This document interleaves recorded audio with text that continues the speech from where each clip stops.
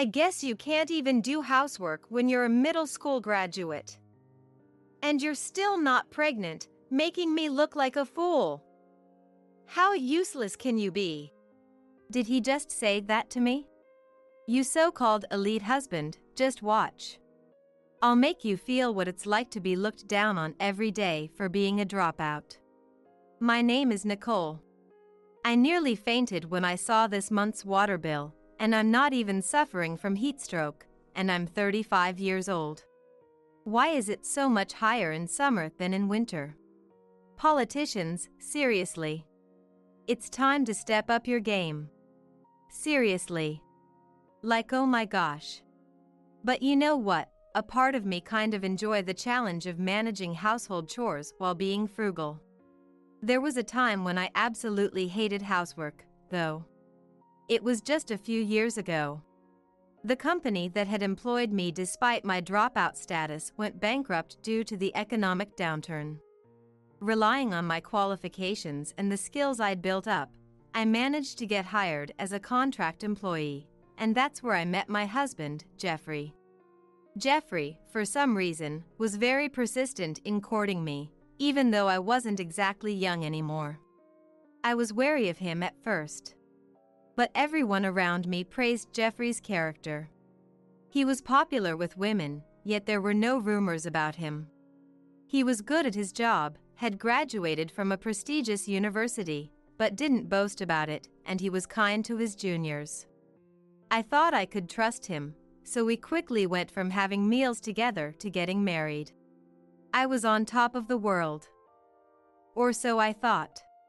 The trouble started over how to use the toilet. Could you please sit down to use the toilet? It's really hard to clean if you don't. Could you help with the cleaning or sit down? I've been doing it this way since I was a kid. I can't change now. Are you asking me to be a woman? Jeffrey, who had no concept of helping with cleaning, shouted. Don't tell your husband what to do. Who do you think is supporting this household? He yelled at me for 2 hours. At that time, I had quit my job and was working part-time at a supermarket as a cashier. Even though I wasn't working full-time. Who does he think is making his meals?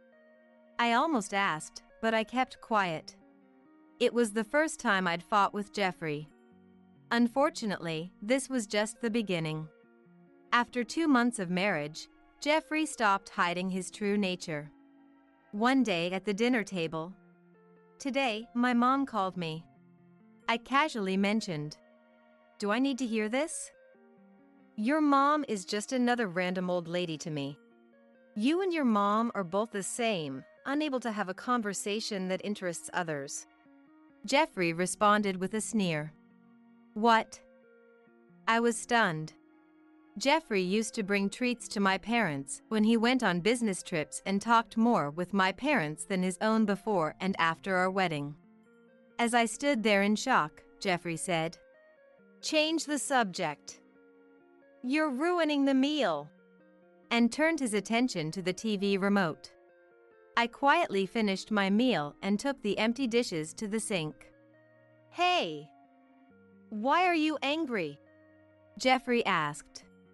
I couldn't believe it. He didn't even understand why I was upset. Furious, I shouted, "I'm going to bed.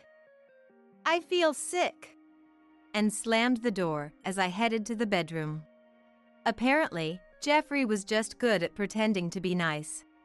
I regretted not noticing this before we got married. I couldn't talk to anyone who knew Jeffrey about this.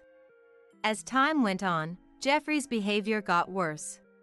One night, Michelle, my mother-in-law, was visiting. Jeffrey didn't bother to put on a nice front in front of his mother. Showing his true colors, Jeffrey said to me in front of Michelle, "Your cooking lacks flavor." "What?" I responded. Jeffrey got up, went to the fridge, and grabbed mayonnaise and ketchup. He poured ketchup on the hamburger I made and started putting mayonnaise on the salad and bread. "We've been married for almost 6 months, and your cooking hasn't improved at all. I'm fed up. Can't you make a decent meal for your tired husband? You're really hopeless. Jeffrey laughed and said, I had a hunch before we got married that Jeffrey had childish tastes. Preferring hamburgers and sweet curry, Jeffrey shamelessly devoured the meal, which looked more like ketchup with a side of hamburger, boasting about how delicious it was. Even Michelle was taken aback, saying, He's using even more ketchup than before. Nicole, I'm sorry you're dealing with this. He's just being difficult. And she apologized to me. Unbothered, Jeffrey continued eating his ketchup-drenched meal and said, By the way, some friends are coming over tomorrow. Your cooking is too embarrassing to serve, so buy some prepared foods from the food hall and make them look homemade. What? You didn't tell me this. I protested. I'm telling you now. Jeffrey replied. Being informed the night before was inconvenient, yet Jeffrey complained. Why are you getting mad? I am telling you now. It's hard to prepare and clean when you tell me the night before. Either tell me earlier or prepare for your friends yourself. I argued. This is my house. I can invite my friends over without you complaining. Are you saying I can't even have a break? Jeffrey snapped back. I never said that. I retorted. Yes, you did. You were such a sweet and calming woman before we got married. Now you're just a strict wife, always moody and unstable. Jeffrey accused. Michelle left, clearly exasperated. After she left, I glared at Jeffrey, too angry to speak. I know you're a dropout and lack empathy and moral sense. But it's important to be kind to the people in front of you. Jeffrey began a bizarre lecture. The conversation was so absurd that I didn't bother to argue. I left the dining table without cleaning up and retreated to the bedroom. Jeffrey shouted, Don't dump your work on me. Ignoring him completely, I went to bed. The next morning, I was surprised to find the dining area and kitchen spotless. Jeffrey had done all the cleaning and shopping, with prepared foods from the food hall in the fridge. If his friends weren't coming, he definitely wouldn't have done it. Jeffrey, always concerned about appearances. I was contemplating leaving the house to avoid entertaining Jeffrey's friends, when the doorbell rang.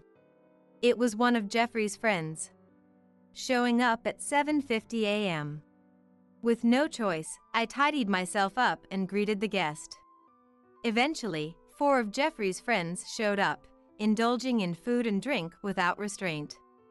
Jeffrey ordered me to bring some drinks, but I pretended not to hear him. Then one of his friends chimed in. Hey, does Nicole dislike you? Jeffrey laughed. We had a little argument recently, and Nicole hasn't forgiven me yet. She seems to hate me hanging out with you guys. Oh, you're newlyweds, right? She probably doesn't want to lose you. Cute jealousy. Yeah, it's tough. Jeffrey replied. Listening to their conversation, I clenched my fists. How could Jeffrey twist the details of our argument like that? It's my fault, though. Jeffrey continued. The other day, I was honest about not enjoying the meal.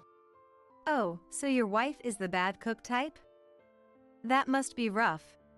No, it's my fault. Jeffrey insisted. You're always so humble, stepping back like that. Nicole's lucky to have such a good husband. His friend added.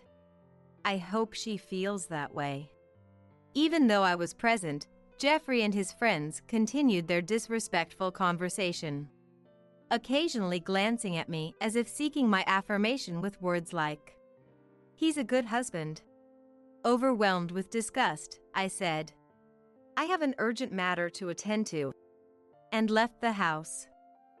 After a refreshing meal out, I returned home to find that Jeffrey's friends had left, and Jeffrey was sitting in the living room, visibly annoyed. "You're late," he yelled. "I didn't set a return time," I retorted. "What's with you, ignoring me last night and showing no respect in front of my friends today? They even asked me if our marriage was in trouble. You need to behave properly in public. You are absolutely useless. Your cooking is terrible, you can't entertain guests, you don't even clean up after meals. And you're a dropout who can't do housework. Not to mention, you haven't gotten pregnant yet, you're useless." I was stunned by Jeffrey's tirade. Not pregnant yet? I thought. Well, it's physically impossible when I avoid sleeping with you. However, it seemed that Jeffrey was angered by his friends asking, "Do you have any plans for kids?" and not being able to answer, which led him to say such things. Essentially, he was implying, "As my wife, you should not refuse me and should fulfill your duty to have children." How disgusting. Near the end of our conversation, Jeffrey exclaimed, "We're visiting my parents soon, so you better not keep up this attitude. Stop making my life difficult." I was fed up. With Jeffrey maintaining the stance of, "I'm the victim." Despite all the constant criticisms and undermining of my character, he somehow managed to play the victim. But wait. Going to his parents' place? That's it. I'll use this opportunity to shatter his inflated ego. With this resolution, I braced myself. A week later, it was time to return to Jeffrey's hometown for a family gathering. The past week had been filled with constant arguments, making the car ride tense. But today, my spirits were high because I had a plan. I was looking forward to visiting the in-laws' house. Jeffrey's family was large, including relatives I had met at our wedding and some I was meeting for the first time. What I didn't know before marriage was that many of Jeffrey's relatives held prestigious positions as doctors, teachers, and university professors. Jeffrey had often reminded me, "Marrying you, someone without a college degree, made me seem like a compassionate person who doesn't discriminate based on education. So, at least show me respect during these family gatherings." Of course, as a dutiful wife, I'll ensure you remain in the spotlight, supporting you from behind the scenes. During the family meal, commenting, "Jeffrey, you married such a lovely wife." One of Jeffrey's uncles approached us. "Oh, come on, uncle.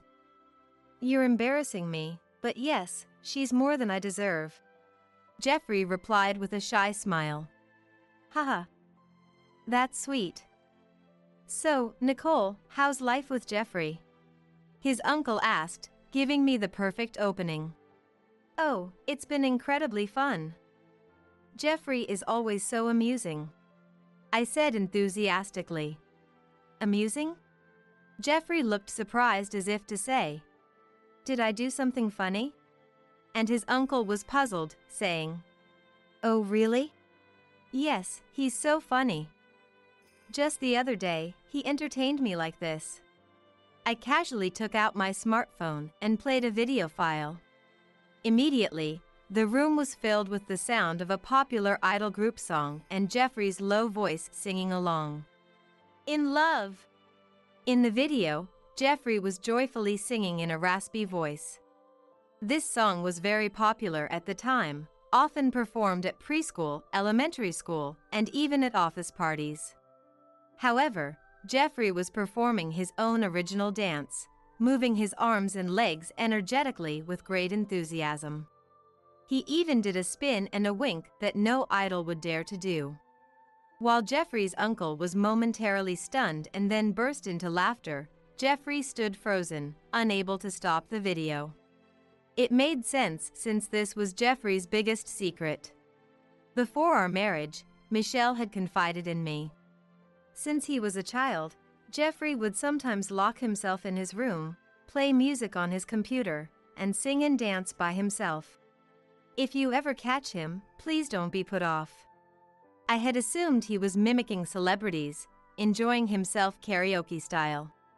But Jeffrey's dance was entirely original, incorporating headbanging like a rock star and forming heart shapes with his hands followed by winks, despite it being an idol song. For a man nearing 40, with a high social standing, this video was devastatingly hilarious. As his uncle's laughter drew more relatives over, spreading the laughter further, Jeffrey snapped back to reality. Stop it! Don't pass it around! Despite usually speaking politely to his relatives, his panicked state brought out his true rough tone. Clearly, he was extremely flustered. How about it? Isn't this dance, moving like an insect to an idol song, hilarious? This is my Jeffrey. Seeing me laugh softly, Jeffrey raised his voice, saying, Don't. But he couldn't say, Don't mess around. In front of our relatives, being mindful of his outward appearance. Suddenly, Jeffrey, your singing is bad. Anna in my class sings better. His little niece shouted. This remark made everyone laugh even harder. And I couldn't help but laugh too. Oh, there's more than just idol songs. There's one where he's singing Michael Jackson. I teased. Huh? Jeffrey immediately turned pale, but when I played the video of Jeffrey Jackson, the relatives laughed so hard they could hardly breathe. Although Jeffrey was just walking backward, it was supposed to be a moonwalk. He struck poses as if wearing a hat, grabbing an imaginary brim, which made it even more unbearable to watch. His humming was mixed with Jeffrey's original lyrics for some reason. The famous zero-gravity lean looked more like a bow with his butt sticking out, which was hilarious. Occasionally, he would shout, Are you having fun, audience? Stick with me till the end. Like a rock and roll performer, and he was waving to the wall as if there was a crowd. Wow. That was my internal reaction. Did Jeffrey want to become a singer or something? He might have needed a break from all that studying. Jeffrey's female cousins tried to choose their words carefully, their voices trembling from laughter. But their attempts not to hurt him actually felt like a painful kindness that chipped away at Jeffrey's pride. Meanwhile, since I had informed Michelle about Jeffrey's recent behavior and my plan to show the video, she joined in the laughter. Michelle said, It's even less presentable than when he was a kid. The impact is incredible. So I guess he never leveled up in his moves? Jeffrey, who had maintained a good public image, was now being recognized by the entire family as having a funny character. Thanks to his performance that blew away any previous perceptions in an instant. Please stop. When I'm doing that, I get so into it that I barely remember my moves. Jeffrey muttered, looking ready to cry. That made sense. I had seen him do Michael Jackson 3 times, and each time the dance was different. Eventually, Jeffrey didn't say a word for the rest of the day, driving us home like a robot with teary eyes. Without even taking a shower or demanding dinner, which was unusual for him, Jeffrey accepted the divorce papers I quietly handed him. Please, forgive me. If you divorce me now, I won't have any standing left. No, it's impossible. My feelings for you have completely cooled. Jeffrey pleaded repeatedly, not wanting to face the embarrassment of a divorce right after being exposed in such a humiliating way. However, I didn't relent. Instead, I delivered the final blow with a single sentence. If I find out you've been bad-mouthing me and saying it's my fault we divorced, I'll spread those videos around. And I simply reminded him. Thanks to that, the divorce went smoothly. Jeffrey realized that even if we stayed married, he would have to be in a lower position than myself. Why didn't you just ask for a divorce right away? Why did you do all that? You could have just divorced me without it. Jeffrey asked me suddenly, and I smiled. Because you always looked down on me and laughed at me, I thought it would be good for you to be laughed at once in a while. It worked perfectly. Normally, Jeffrey and I don't have the best conversations, but this time, thanks to his first-hand experience, he finally understood. I'm sorry. And he apologized. I wanted him to understand my feelings as his wife, and that was the only reason behind my actions. But it seemed to impact Jeffrey more deeply than I expected. When we got divorced, I ended up receiving compensation, something that's usually hard to get. Mom also told me, but I've caused you a lot of emotional distress, he said. It might have been hush money, but I accepted it gratefully, and Jeffrey and I got divorced. Since then, because we live nearby, I ran into Michelle at the station, and she told me about Jeffrey's recent situation. Apparently, he hasn't remarried and is living with Michelle, who's trying to correct his personality. However, the part of him that unconsciously looks down on women probably won't change easily. Michelle laughed and said he won't be allowed to remarry until he's completely reformed. But from what I hear, it sounds like Jeffrey is the one who's traumatized about remarrying. Supposedly, ever since that incident, he's been saying, "Women are scary when they get angry," with a bit of a tremble in his voice, almost like a mantra. That's right. Women are scary when they get mad. Just kidding. It seems he's also become wary of women at work, so it doesn't look like he'll be finding new love anytime soon. As for me, after the divorce, getting another job seemed tough due to my age and education. So, I studied to become an esthetician and opened my own shop. I've just started out on my own, and while it's still a bit of trial and error, I'm gradually getting more regular customers and finding my own style of service. I also get along well with the local business group, and I'm set to offer a 10-minute massage session at their next community event. Remarry? Oh, no, not yet. I've been too focused on work. But I am kind of hitting it off with someone from the business group. So, I might have some good news to share soon. My current goal is to establish myself as a successful working woman. No matter my divorce history, my life is just beginning. My past experiences weren't failures, they were trials to help me step up. I'll use what I've learned and experienced to make my future shine even brighter. Go me. Where the hell are you? The funeral's already started. What are you doing? Get back here now. My stepchild, Dorothy's voice blared through the phone and I grimaced. Can you stop yelling at me? I have no intention of attending the funeral. At that, Dorothy burst into tears. Are you kidding me? What kind of wife doesn't attend her husband's funeral when she's the chief mourner? Everything's a mess over here. Just do what you're supposed to do already. For the past 8 years, I've been despised by my husband George, Dorothy, and my grandson Kevin. On the day George passed away, I found out something that made me quietly move out and disappear on the day of the funeral. Dorothy called me in tears, but I have no plans to attend the funeral. After all, they've been taking everything from me for the past 8 years. Now, it's my turn. After this, my retaliation will cause Dorothy and Kevin to lose everything. My name is Amanda. I'm 60 years old and work for a foreign insurance company. I decided to work for a company that had just entered the American market because I studied German in college. People told me I was taking a risk. Since starting the job, I worked from early morning to late at night, practically every day of the year. Spending my 20s like that, I didn't have time for a boyfriend and just focused on work. When I was in my early 30s, I got promoted and became more efficient at my job, giving me a bit more free time. Thinking it was about time to start seeking my own happiness, I signed up for a matchmaking service that was popular at the time. At first, I couldn't find any good matches through the service. Just as I was starting to truly understand how difficult marriage is, I had a fateful encounter. Nice to meet you, I'm George.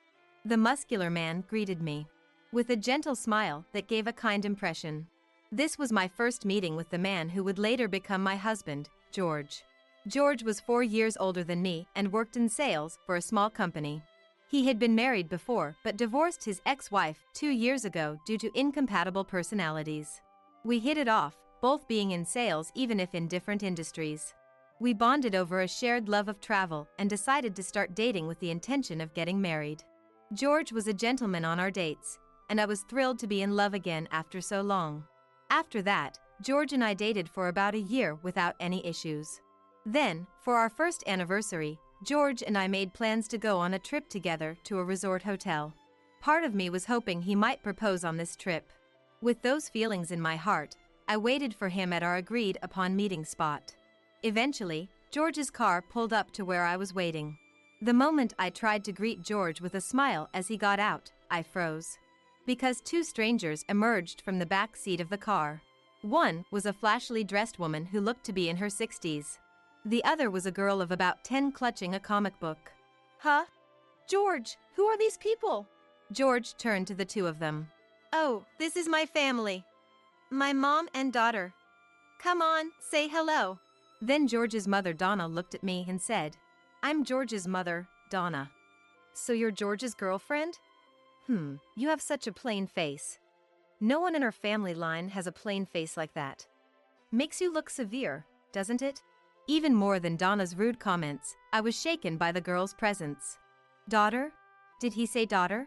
He never said a word about having a child. Prompted by George, the girl looked up from her comic book to greet me. I'm Dorothy, was all she said before returning her gaze to the comic. George, what is this? I don't understand anything that's happening. As I grew flustered, George told me. Oh, when I said I was going on a trip, these 2 said they wanted to come along too. It's fine, right? We're at a nice resort, let's all enjoy it together. That's not what I wanted to know though. In the end, still bewildered, I got into the car at George's urging. George, you have a daughter? When I managed to ask that in the car without sounding rude, George said, did I not mention it? I took custody of my daughter from my previous marriage and I'm raising her. Then Donna chimed in. I mean, I'm the one doing most of the raising though. I'm so happy to finally be free of that role. I lifted my head with a surprised. Huh? But George said, Get along with both Dorothy and my mom, okay? Come on, try talking to them. I hesitantly turned around to face the back seat and addressed them. I'm Amanda, George's girlfriend. Nice to meet you both. Donna retorted. Well, I've already heard the gist of it, so no need to introduce yourself. I said to Dorothy. Dorothy, nice to meet you. Dorothy just replied, yeah, and went back to reading her comic book.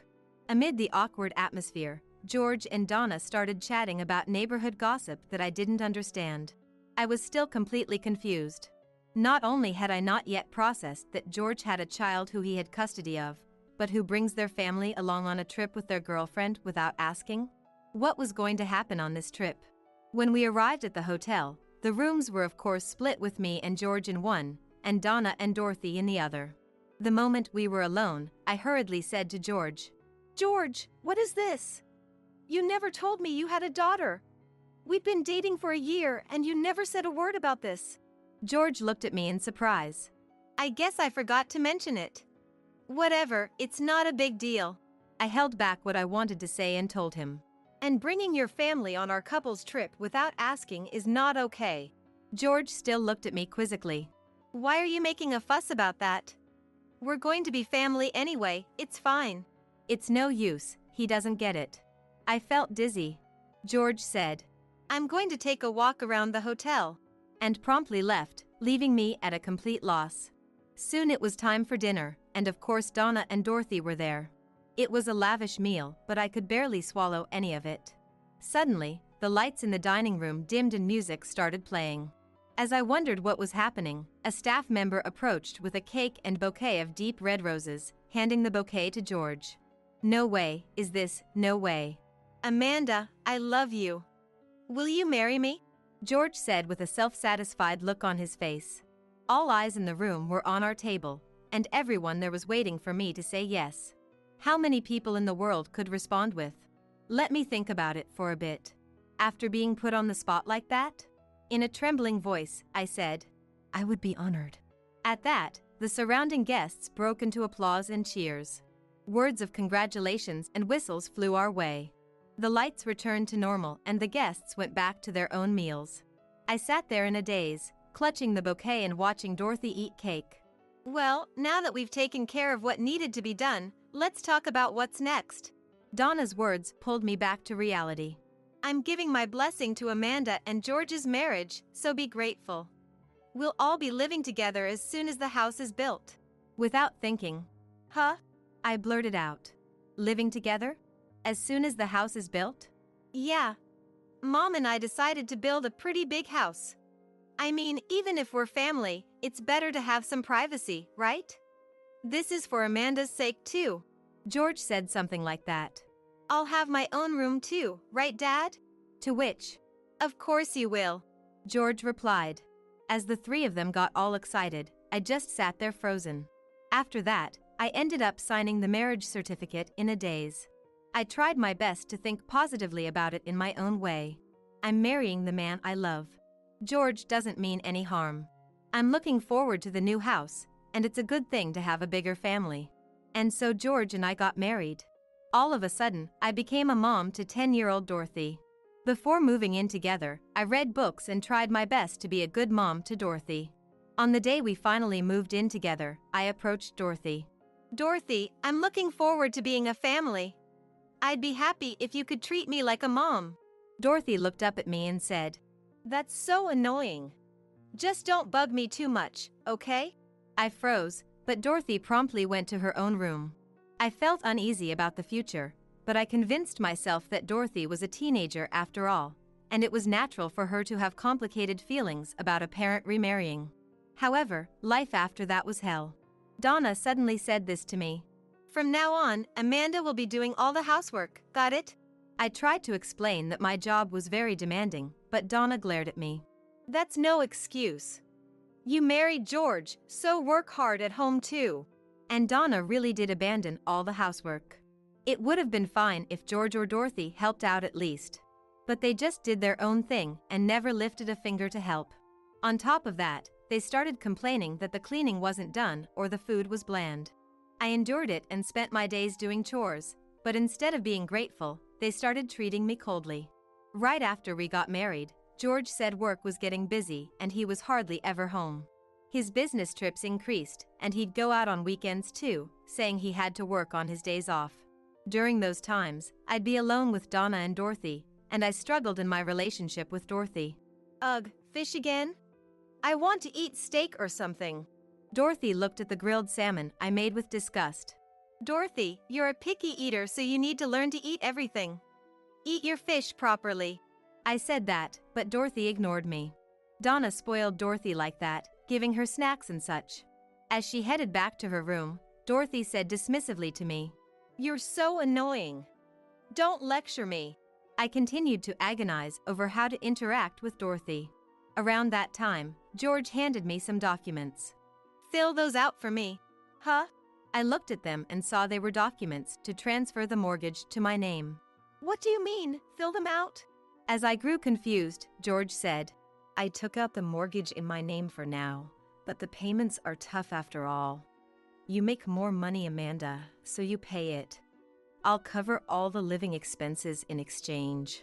I refused over and over, but George wouldn't budge. Then what do you want to do? Sell this house? Then the four of us will be crammed in a tiny apartment. I'm fine with that, you know. He went on and on like that until I finally agreed to transfer the house to my name and pay the mortgage, on the condition that George covers all the living expenses. But Donna and Dorothy, not knowing any of that, continued to harass me. The intensity of Dorothy's abuse was especially terrible as she fully entered her teenage years. But I endured it, telling myself I had become Dorothy's mom. After 8 years of living like that, Dorothy graduated high school, got a job, and was set to move out. My relief was short-lived. A malignant tumor was found in Donna and she was hospitalized. It happened quickly after that. Donna grew weaker and weaker, passing away in less than a year. George cried, likely struggling with losing his mom. Thinking about everything Donna had done to me, I wasn't very sad, but I couldn't bring myself to think serves you right either, so I just stoically went. When I saw Dorothy again at Donna's funeral after a long time, she seemed to have gained weight overall. I thought maybe her eating habits had gotten worse living alone, but then she dropped a bombshell. I'm pregnant. I don't know who the father is though. So I'm moving back into this house to raise the baby. I said. What? In shock. I looked at George and he seemed surprised too. No wonder, Dorothy isn't even 20 years old yet. And yet, she's going to have a child without knowing who the father is? What on earth is going on? I thought surely George would scold her, but my expectations were betrayed. If that's the case, then come back home. I'd be happy to live with my grandchild too. Dorothy, thanks, Dad, seemed delighted. I felt dizzy. Just when I thought I was finally free from living with Donna, now Dorothy is coming back? So, I'm counting on you, Dorothy said with an eerie grin while rubbing her belly. After that, Dorothy really did come back home and, as expected, started treating me like a housekeeper again. Then a few months later, she gave birth. It was a boy, and Dorothy named him Kevin.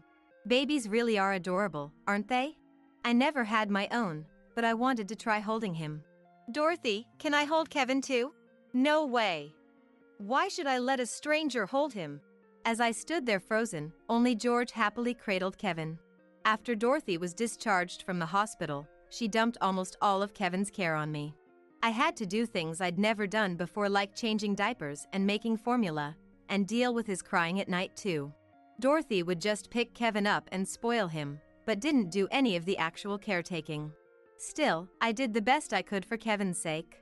I bought books on baby food and patiently fed it to Kevin, and paid for all the diapers and such myself. When Kevin finally started being able to say mama, he reached out his hand to me and tried to call for me. No, Kevin, I'm Grandma. Grandma. As I tried to teach him that, Dorothy snatched Kevin away and told him. That's wrong, Kevin. That person is a stranger. She's not Grandma. Dorothy didn't work, didn't properly raise her child, and just stayed home all day. But I still couldn't bring myself to be harsh with Dorothy when she had such a young child. Before I knew it, 8 years had passed since Dorothy moved back in. George was hardly ever home as usual and was indifferent to me. The rare times he did come home, he'd complain about how the food tasted or how his shirts were ironed. At some point, George started saying, "I'm in a tough financial situation," and barely gave me any of the living expenses he had promised. Dorothy is 27 years old now, but incredibly, she still doesn't work. She relies on us for everything in her life while calling me a stranger and treating me like a servant. After Kevin started elementary school, he was often out playing during the day. As for Kevin, because he's seen me being treated like a slave by Dorothy since he was little, he seems to think I have the lowest status in the family. Hey, hurry up and give me my allowance. This is how he talks as a second grader. It seems he causes problems at school too, but Dorothy doesn't do anything about it. Kevin, I just gave you money the other day. You have to be careful with how you spend it. When I said that, Kevin glared at me and hurled more verbal abuse. Sometimes he even raised his hand to me, and I was fed up. Around this time, I started recording Dorothy and Kevin's horrible words and saving the audio files under the name Abuse Collection. I didn't have any particular reason for doing that. I just felt like it somehow relieved my stress a little to do it. I suddenly had a thought. Why am I putting up with this life again? It was for the simple reason that I had married George, that's all. I'm the one who agreed to the marriage, no one else. I continued this life out of resignation and a sense of duty. After 8 years of being hated and blamed by my entire family, my self-esteem had completely plummeted. Before I knew it, I had even started to think it was my own fault I was being treated this way. Then one day, an incident occurred. I got a call on my cell phone from the police station. Actually, about George. It was news that George had died in a traffic accident. Apparently on the way to a resort a little ways away, he lost control of the steering wheel or something and drove off a cliff. I arrived at the hospital and confirmed his identity. It was definitely George. As I watched Dorothy break down crying, it still didn't feel real to me. George is dead. Is this for real? In a daze, I received George's belongings from the police. Among them was his undamaged smartphone. Something was bothering me. Why was George, who said he was on a business trip, near a resort area? When I opened George's smartphone in private, I was hit with a shocking truth. I see. So that's how it was. I'll never forgive this. In that moment, I made a decision in my heart. The next day, George's funeral was set to take place.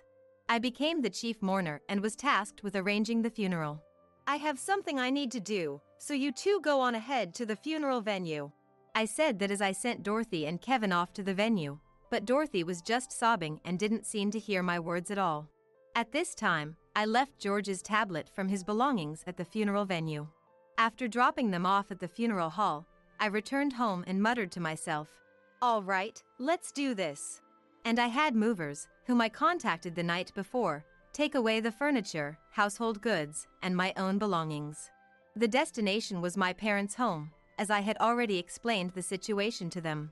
My elderly parents told me, "Come on home. You can stay as long as you want." So I decided to take them up on that offer. After stoically completing the moving process, I went straight to my parents' home instead of George's funeral. At my parents' place, they had prepared all my favorite foods and were waiting for me. During the pleasant meal with my parents, my cell phone rang. The call was from Dorothy. I ignored it at first, but the phone kept ringing every 30 seconds. With a sigh, I decided to answer. "What is it?" On the other end, Dorothy screamed at me. "Where the hell are you? The funeral's already started. What are you doing? Get back here now." I grimaced at the sound of Dorothy's voice. "Can you stop yelling at me? I have no intention of attending the funeral."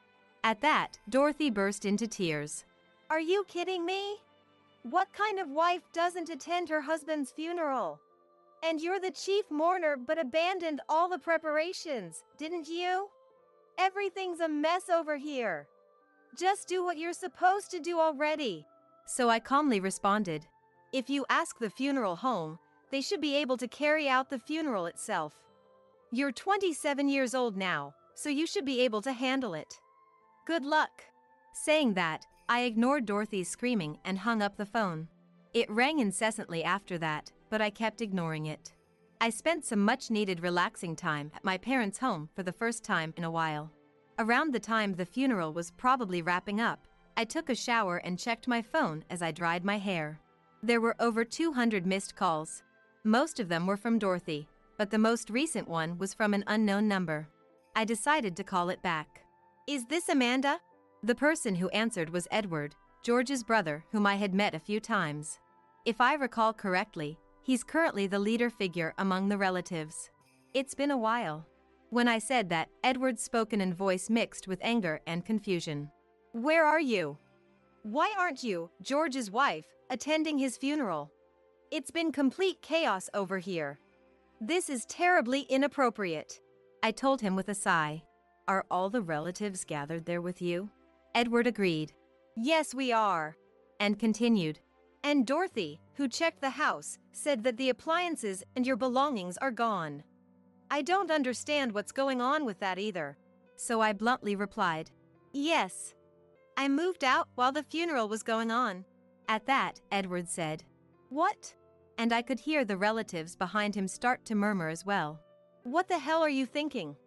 The chief mourner doesn't show up to the funeral and moved out in the meantime? Get back here and explain yourself properly."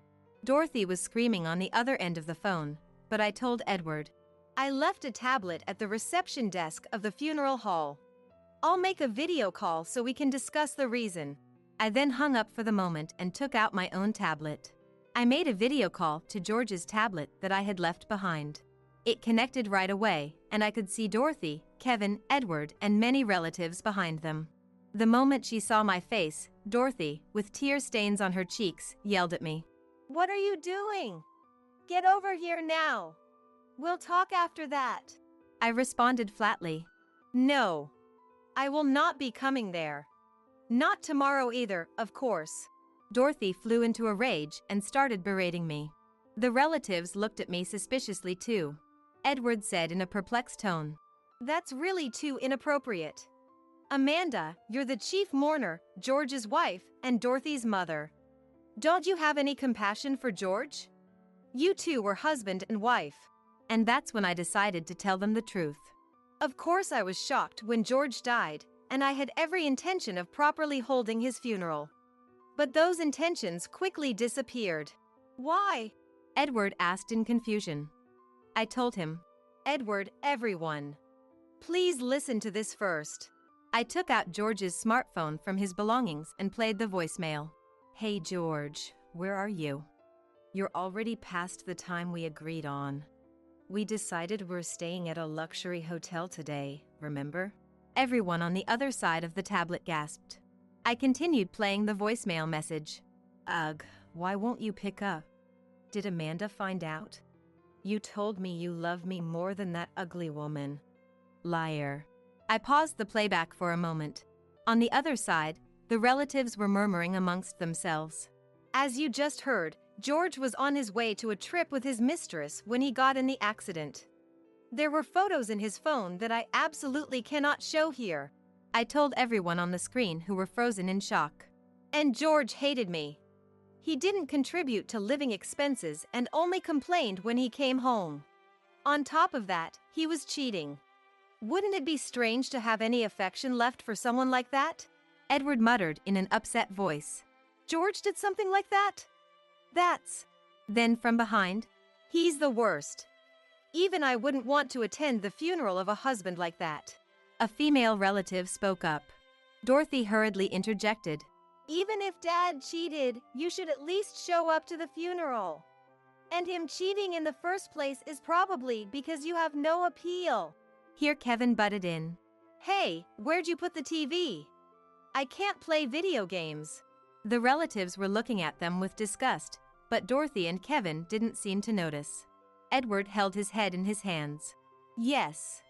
Even if my love ran out because he cheated, if I had any affection for Dorothy and Kevin, I may have still attended the funeral. But I think you understand from what they just said. I've been constantly mistreated at home. Dorothy looked shocked. The relatives turned cold gazes on her and Kevin. That's when I played my specially edited collection of their verbal abuse. I told you not to wash your clothes with mine. Your dirty germs will spread to them. You're seriously disgusting. Kevin's voice was included too. I said don't give me carrots. Are you going senile? Hurry up and go buy me some juice, you useless hag. A stream of Dorothy and Kevin's horrible insults played one after another. The relatives' faces grew more and more appalled. Hey, stop that. It's dirty of you to record us. Dorothy screamed that, but I continued playing the recordings expressionlessly. Kevin looked confused, as if he couldn't grasp the situation. This is how it's been. It may be inappropriate to skip the funeral, and I may have inconvenienced you all. I apologize for that. But as you just heard, this is how Dorothy has been treating me. Kevin started doing the same, treating me like a slave. I took a breath and said, I have zero affection left for George or for them. This is why I didn't attend the funeral and moved out. Dorothy started. How dare you? To yell at me. But Edward cut her off. Amanda, I'm sorry about Dorothy. I apologize on George's behalf too.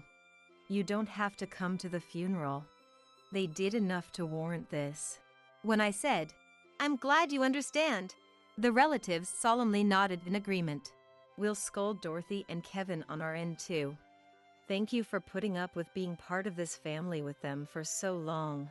Edward said that and apologized to me. Then I ended the video call. I slept well that night. 2 days later, I got a call from Edward and he apologized again. Dorothy and Kevin keep insisting you're the one in the wrong, Amanda. The relatives have completely given up on them. Please take care of yourself and be happy from now on. After hanging up with Edward, I went back to my daily life.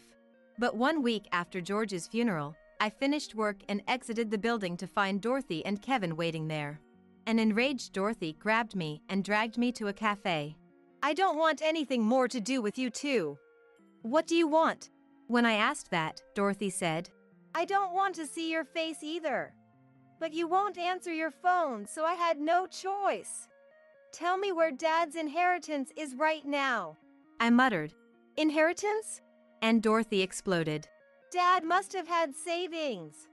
There was only a debit card with less than $1,000 balance at the house. You took it, didn't you? You thief! So I calmly told her. That is the entirety of George's inheritance, you know. What? Dorothy froze, so I explained. That man couldn't save money, and near the end I was the one paying the living expenses, you know? And it seems he gave quite a lot to his mistress too. Dorothy's face grew paler and paler. So Dad's inheritance is seriously less than $1,000? What am I supposed to do? How am I supposed to live now? I have Kevin too. I smiled at her and said, Why don't you work? That's what everyone else does. Dorothy was silent for a moment, but then shouted as if she just thought of something. That's right. There's life insurance. You work at an insurance company and Dad must have had a life insurance policy at least, right? When is that money coming in? I sipped my coffee and then told her. He couldn't be bothered to sign up for insurance and didn't do anything. The only life insurance policy was one I took out with myself as the policyholder. Dorothy shouted. How much will that be? So I answered. Well, for now it looks like $500,000 will be paid out. Dorothy's face lit up at that. But I swiftly added. The thing is, I'm both the policyholder and beneficiary, so it has nothing to do with you too. Dorothy's jaw dropped in shock. What's that supposed to mean? Are you serious that we won't get any of it at all? When I said, Yes, that's right. Dorothy screamed. Then you take care of us like you've been doing. You're my mom and Kevin's grandma, aren't you? So I calmly told her. You two and I are strangers. I never officially adopted you, Dorothy, and I have no obligation to support you. Don't you care about Kevin at all? If I'm destitute, Kevin will be too. Kevin was playing video games next to us as we talked. Seeing that, I sighed. That's why I'm telling you to work so you won't be destitute. That's a mother's job, isn't it? I did it myself. With Dorothy rendered speechless, her face deathly pale, I asked. By the way, did you spend George's savings? Dorothy replied. Well, yeah, I used some since I needed it to live. I laughed at that. Too bad for you. George had debts, you know. Was it $60,000? If you used George's inheritance, that means you inherited it and now have the obligation to pay back his debts. Just so you know, I renounced the inheritance. Seeing the color drain from Dorothy's face, I showed her the collection notices and such that were in George's phone. As she trembled, I continued. Oh, and about the house. I paid off the mortgage, so it's in my name now. I'm going to sell it, so hurry up and get out. Dorothy cried out. You're going to take even the house away from us? I looked at Dorothy. Yes, I am. With a serious expression and said. Dorothy's face went through a flurry of changes before she suddenly apologized very deeply. Amanda, I apologize for everything up until now. I apologize for what Dad did too. So please come back home. If you don't, we'll. As I remained silent, Dorothy made a praying gesture as she cried. Please, Mom, I'm begging you. Don't abandon us. I flashed them a big smile as I said my final piece. I will never forget the awful way you treated me all this time. Have a happy mother-son life together. Then in a final act of mercy, I paid for the coffee and left. After that, it seems Dorothy frantically searched for any other inheritance from George, but of course there was none. Dorothy was saddled with George's debts. She and Kevin went around asking desperately to relatives saying, "Lend us money. Let us live with you." But the relatives, having seen their true colors at George's funeral, refused to get involved. With no one willing to help them, all that was left for them was debt. I mercilessly sent them an eviction notice. Of course Dorothy resisted, but I had my lawyer tell her, "If you absolutely refuse to leave, we can take this to court, but can you afford the legal fees?" And so Dorothy and Kevin were forced out of the house. In the end, it seems the two of them ended up in a rundown apartment. There was no way they could live off just George's meager inheritance, so Dorothy had to go out and work. But with her personality, she quickly caused problems at her job and had to quit. Apparently, Dorothy is currently working multiple part-time jobs to get by. As for Kevin, the change in environment made him act out even more, hurling verbal abuse at Dorothy and sometimes even getting violent. From now on, I want Dorothy to struggle out in society. And I hope she can raise Kevin to be at least somewhat decent. It might be too late for that though. As for me, I had no money troubles since the house sold for a high price and I received the insurance payout from George's policy. By the way, I tracked down George's mistress and demanded a settlement from her. It seems the mistress sold the brand name items George had bought her to come up with the money. Currently, I've moved out of my parents' home and am living alone in an apartment near my company, working hard at my job. Maybe because my stress is gone, work is going well too. I even accepted the promotion I had previously turned down due to my busy personal life. Soon, I'm planning to take an overseas trip I've always wanted to go on as a reward for myself. I've had enough of marriage and am determined to devote myself to my work and repay my elderly parents from now on. From here on out, I want to live positively, valuing myself and never being constrained by anything again.